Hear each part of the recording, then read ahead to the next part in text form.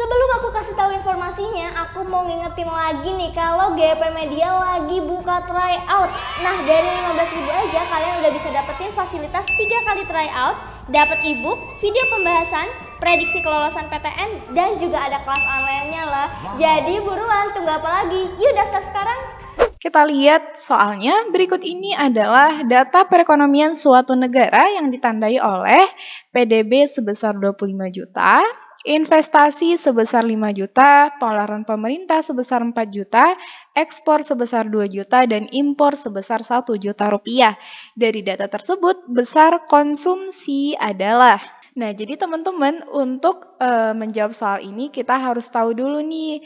Jadi di sini itu materinya terkait penghitungan pendapatan nasional gitu ya. Jadi teman-teman, penghitungan pendapatan nasional itu dihitung melalui 3 metode pendekatan. Nah, jadi penghitungan metode yang pertama melalui pendekatan produksi. Nah, pendekatan produksi berarti kita nanti untuk mendapatkan pendapatan nasional dengan menjumlahkan tambahan dari harga kemudian tambahan dari jumlah barang atau Y sama dengan P1 kali Q1 ditambah dengan P2 dikali Q2 ditambah dengan PN dikalikan dengan QN, di mana P ini adalah tambahan harga, Q ini adalah tambahan barang. Nah, kemudian yang kedua melalui pendekatan pengeluaran. Nah, kalau melalui pendekatan pengeluaran berarti kita untuk mendapatkan pendapatan nasional atau menghitung pendapatan nasional dengan cara gitu ya, menjumlahkan seluruh pengeluaran baik dari rumah tangga pemerintah maupun rumah tangga konsumen. Nah, jadi didapatkan nilai pendapatan nasional atau Y sama dengan konsumsi ditambah investasi ditambah dengan pengeluaran pemerintah ditambah dengan ekspor dikurangi dengan impor. Nah, jadi konsumsinya pakai notasi C, impornya notasinya I, pengeluaran pemerintahnya notasinya G, ekspor itu notasinya X, kemudian impor itu notasinya M. Nah, berarti kalau misalkan kita lihat dari soal ini udah termasuk nih metode pendekatan penghitungan pendapatan nasional melalui pengeluaran. Karena yang diketahui di kasus soal ini adalah yang pertama PDB atau Produk Domestik Bruto. PDB itu merupakan pendapatan nasional. Nah, kemudian investasi. Nah, ini juga sudah ada nih nilai investasinya, begitu juga pengeluaran pemerintahnya, ekspor maupun impor. Berarti untuk menjawab soal ini kita pakai metode pendapatan nasional yang kedua yaitu pendekatan pengeluaran. Nah, kemudian yang ketiga kita selesaikan dulu ya. Tadi metode penghitungan pendapatan nasionalnya. Yang ketiga melalui pendekatan pendapatan. Nah, kalau pendapatan gitu ya, penghitungan pendapatan nasional didapatkan dari semua hasil pendapatan dari faktor-faktor produksi yaitu berupa wages atau upah, kemudian interest bunga, kemudian rent, sewa, dan yang terakhir profit atau keuntungan atau disingkat W, I tambah R tambah P. Nah, jadi kalau misalkan metode pendekatan pendapatan dia melalui penghasilan yang didapatkan oleh faktor produksi. Nah, balik lagi teman-teman harus ingat faktor produksi itu ada 4 gitu ya. Nah, yang pertama ada namanya sumber daya alam. Nah, sumber daya alam ini bisa berupa tanah. Kemudian sumber daya manusia. Nah, sumber daya manusia ini bisa berupa tenaga kerja.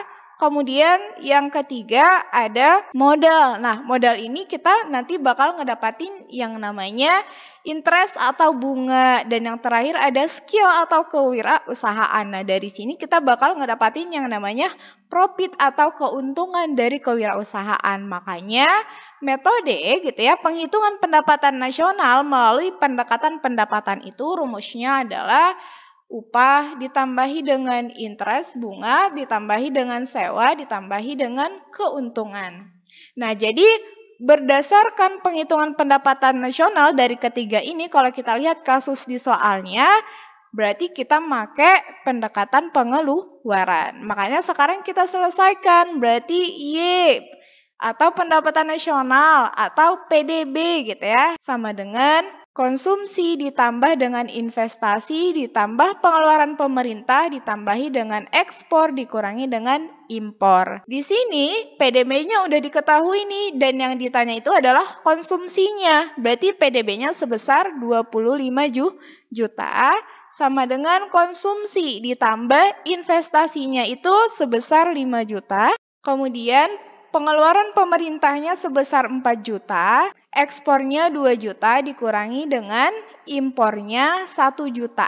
Nah, berarti 25 juta sama dengan konsumsi ditambah, sekarang kita totalin aja nih, 5 juta tambah 4 juta, 9 juta. 9 juta tambah 2 juta kurang 1 juta berarti 1 juta, berarti 10 juta. Berarti konsumsinya adalah sekarang kita pindah ruas gitu ya, 25 juta dikurangi dengan 10 juta. 25 juta dikurangi dengan 10 juta berarti 15 juta. Nah, berarti jawaban yang tepat untuk soal ini adalah yang B. Untuk opsi A salah, 13 juta, C-nya 36 juta, D-nya 20 juta, dan E-nya 18 juta.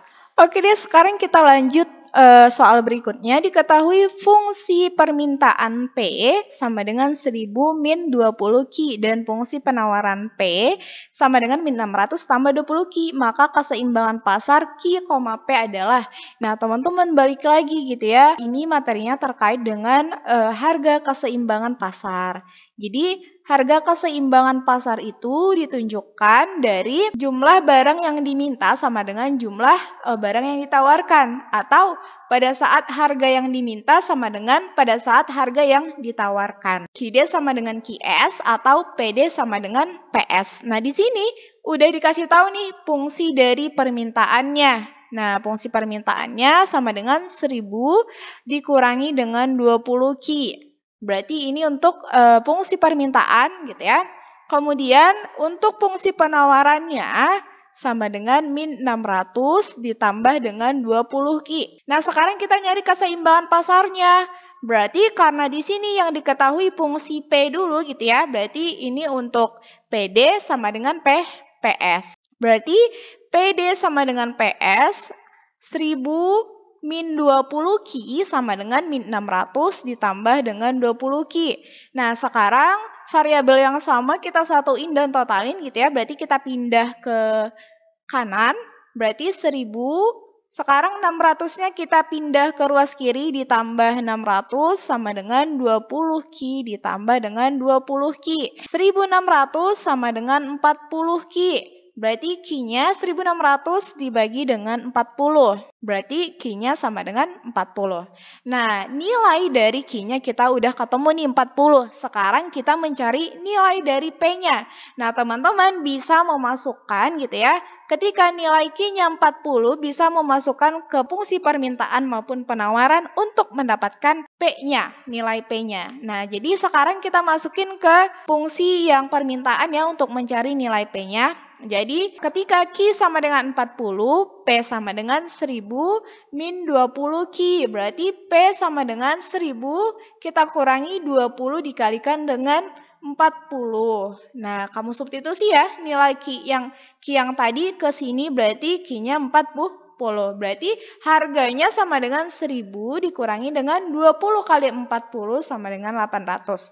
Berarti 1000 kurang 800 adalah 200. Berarti kita udah menemukan harga keseimbangan pasarnya itu pada saat Ki-nya itu adalah 40 dan pada saat P-nya itu adalah 200. Berarti berdasarkan opsi jawaban nih yang diketahui berarti untuk opsi yang A karena ditanya Q, P berarti 40,200 ya. Berarti untuk opsi yang A kurang tepat karena kebalik dia ini P, Q bukan Q, P. Makanya salah, opsi yang B-nya 200,80 salah, opsi yang C-nya sudah benar, Q, P-nya 40,200, opsi yang D-nya kurang tepat. Dan E-nya juga kurang tepat. Berarti jawaban yang tepat untuk soal ini adalah yang C. Soal selanjutnya, jika barang X merupakan substitusi dari barang Y, nilai elastisitas silang antara barang X dan barang Y adalah. Nah, teman-teman harus tahu dulu nih, elastisitas silang. Nah, elastisitas silang itu adalah jenis-jenis dari elastisitas. Nah, elastisitas itu adalah pengaruh perubahan barang yang diminta akibat terjadinya perubahan harga, atau biasanya disebut kepekaan gitu ya suatu barang terhadap perubahan harga. Nah, salah satu jenis elastisitas itu ada namanya elastisitas silang. Elastisitas silang ini merupakan respon dari permintaan suatu barang jika harga barang lain itu berubah. Jadi kita mau ngeliat nih sebesar apa respon permintaan suatu barang jika harga barang lain itu berubah. Makanya di sini ada barang X dan barang Y. Nah, jadi elastisitas silang ini hanya untuk dua macam barang. Yang pertama ada barang substitusi. Nah, barang substitusi ini merupakan barang pengganti. Nah, jadi kalau misalkan untuk barang substitusi, nilai elastisitas silangnya itu adalah lebih besar dari 0 atau positif. Ketika harga suatu barang atau terjadi perubahan gitu ya, suatu barang yang diminta itu akan berubah. Nah, jadi perubahannya itu kalau untuk barang substitusi dia positif. Kemudian yang kedua, komplementer. Nah, jadi kalau misalkan perubahan dari barang X terhadap barang Y untuk barang komplementer, nilai dari koefisien elastisitas silangnya itu lebih kecil dari 0 atau negatif. Makanya kalau kita lihat gitu ya, di sini Kak nilai EC-nya sama dengan 0, berarti ini kurang tepat. Yang berikutnya EC-nya lebih besar dari 0 positif. Nah, balik lagi, ketika suatu barang gitu ya mengalami perubahan harga, berarti respon dia terhadap barang lain itu bakal berubah. Nah, kalau untuk yang barang substitusi berarti dia nanti bakal positif. Sedangkan kalau untuk barang komplementer dia nanti negatif. Makanya opsi yang B ini sudah benar. Untuk opsi yang C, katanya EC-nya lebih kecil dari 0 kurang tepat. Opsi yang D, EC-nya tak hingga atau elastisitas silangnya tak hingga kurang tepat. Dan yang terakhir katanya tidak terdefinisikan kurang tepat. Jadi jawaban yang benar untuk soal ini adalah yang B. Soal selanjutnya, bidang manajemen yang terkait dengan aktivitas pengelolaan sumber daya moneter adalah manajemen. Nah, jadi teman-teman harus tahu nih bidang-bidang dari manajemen. Nah, jadi bidang-bidang manajemen itu terdiri dari bidang manajemen pemasaran, kemudian ada keuangan, ada administrasi, kemudian ada produksi, ada juga nanti sumber daya manusia. Nah, jadi kalau kita lihat di sini kan bidang manajemennya terkait dengan aktivitas pengelolaan sumber daya moneter. Kalau kita lihat opsi yang pertama gitu ya, di sini kan ada opsi A ya. Opsi A itu adalah pemasaran gitu ya, manajemen pemasaran. Nah, manajemen pemasaran itu adalah manajemen atau kegiatan membangun strategi promosi. Nah, di sini itu dia gitu ya terkait dengan strategi promosi, kemudian distribusi dan penjualan dari produk. Nah, penjualan produk ini teman-teman agar sampai ke sasaran yang tepat. Untuk kegiatan manajemen pemasaran sendiri nanti ada riset pasar gitu ya, perencanaan pemasaran, analisis pemasaran, promosi produk dan penjualan seperti itu. Nah, yang kedua kita lihat manajemen operasi gitu ya. Jadi kalau misalkan berbicara terkait dengan manajemen operasi, hal ini berkaitan dengan kegiatan operasi dari perusahaan gitu ya. Misalnya kaitannya dengan kegiatan untuk mengoperasikan gitu ya, atau mengalokasikan faktor-faktor produksi seperti itu. Kalau misalkan berbicara terkait keuangan, berarti nanti kegiatannya itu mengatur keseimbangan antara kebutuhan dari dana dan tersedianya dana dari berbagai sumber dana untuk meningkatkan nilai perusahaan. Nah, berikutnya kegiatannya itu nanti berkaitan dengan nentuin sumber dana gitu ya, kayak mengalokasikan sumber keuangan, mengendalikan penggunaan dan pemanfaatan keuangan. Nah, di sini ada juga nih manajemen sumber daya manusia. Jadi kalau manajemen sumber daya manusia itu adalah kegiatan mengalokasikan, melatih, dan mengembangkan SDM seperti itu. Nah, yang terakhir ada sistem informasi gitu ya. Nah, sistem informasi ini tidak termasuk gitu ya, tetapi ada beberapa gitu ya berkaitan juga dengan sistem informasi untuk bidang manajemen tersendiri gitu. Nah, jadi ini berkaitan dengan pemberian informasi seperti itu. Nah, berarti teman-teman gitu ya, ini kakak catat lagi yang operasi tadi, berarti berkaitan dengan kegiatan operasi si perusahaan gitu ya, atau disebut juga kegiatan operasionalnya. Nah, berarti kalau misalkan di sini kan aktivitasnya itu pengelolaan sumber daya moneter. Nah, kalau sumber daya moneter itu berkaitan dengan keuangan gitu ya. Berbicara terkait moneter, dia berarti berhubungan dengan keuangan.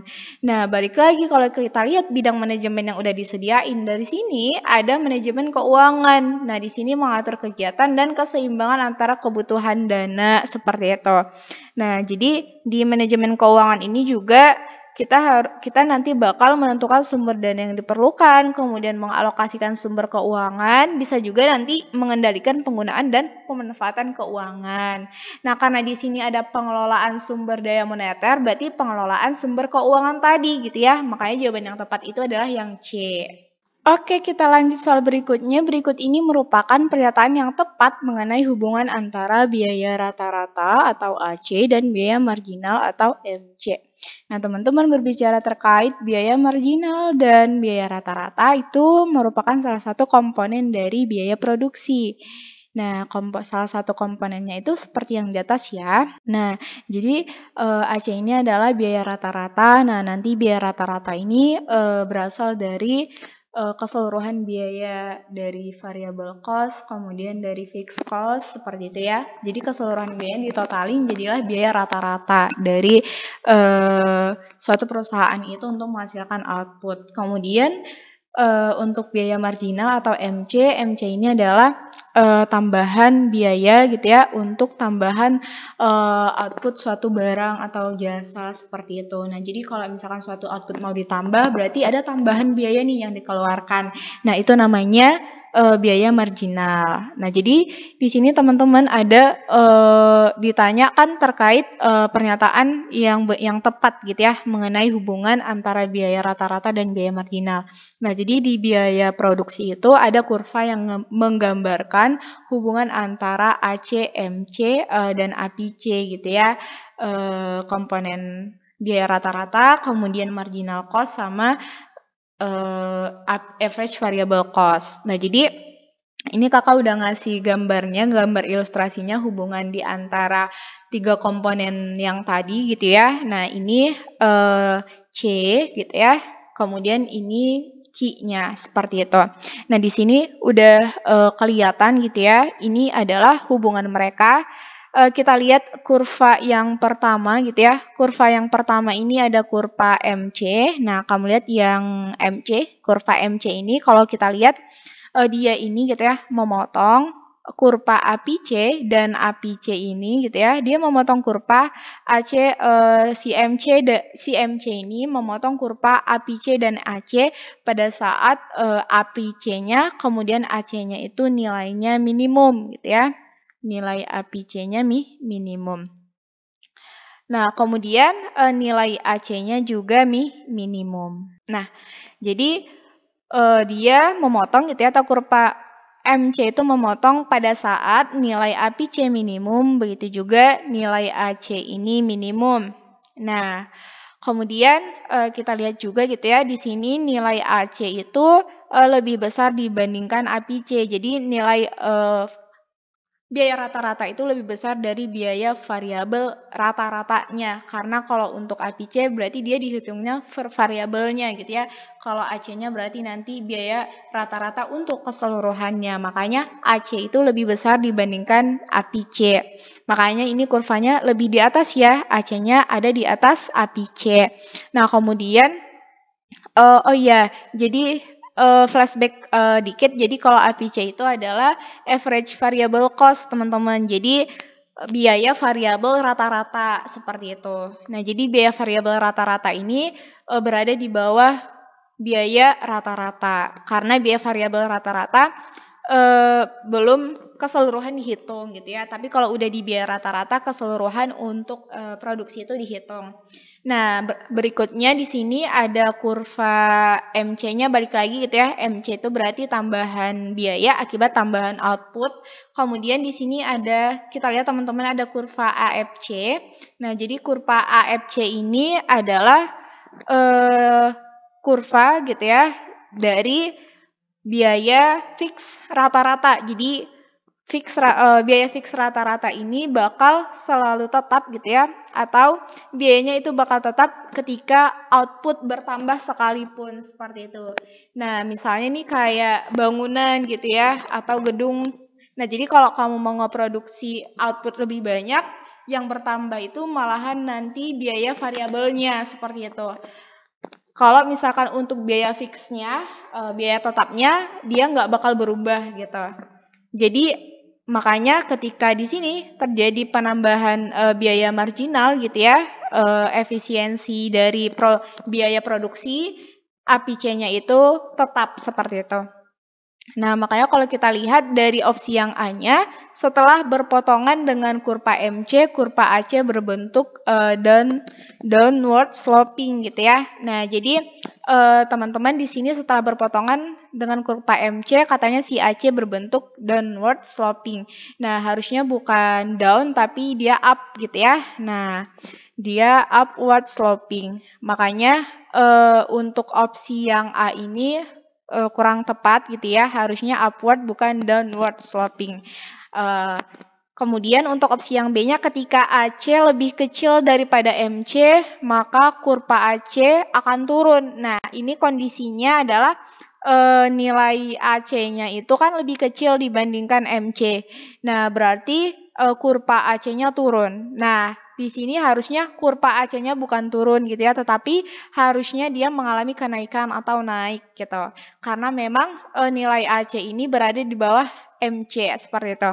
Kemudian opsi yang C-nya, ketika MC lebih kecil daripada AC, kurva AC itu naik. Nah, di sini kasusnya untuk opsi yang C itu si MC nilai marginal cost-nya lebih kecil dibandingkan AC-nya. Nah, berarti kurva AC-nya naik. Nah, salah ya teman-teman. Jadi kalau kurva MC-nya lebih kecil dibandingkan AC, harusnya kurva AC-nya itu bukan naik tetapi harusnya turun, seperti itu. Kemudian untuk opsi yang D, kurva MC memotong kurva AC pada saat AC minimal atau minimum gitu ya. Nah, ini udah benar, balik lagi teman-teman, tadi kurva MC itu memotong kurva AC pada saat AC itu minimum. Di sini kita lihat, nah MC memotong AC pada saat kurva AC-nya minimum, berarti untuk pernyataan ini benar. Nah, yang untuk opsi E-nya kurva AC berbentuk menyerupai U terbalik. Bukan ya teman-teman, seharusnya bukan U terbalik tetapi huruf U aja gitu. Nah, makanya yang ini salah opsi yang E-nya. Jadi jawaban yang tepat untuk soal ini adalah yang D. Kurva MC memotong kurva AC pada saat AC itu minimal atau minimum.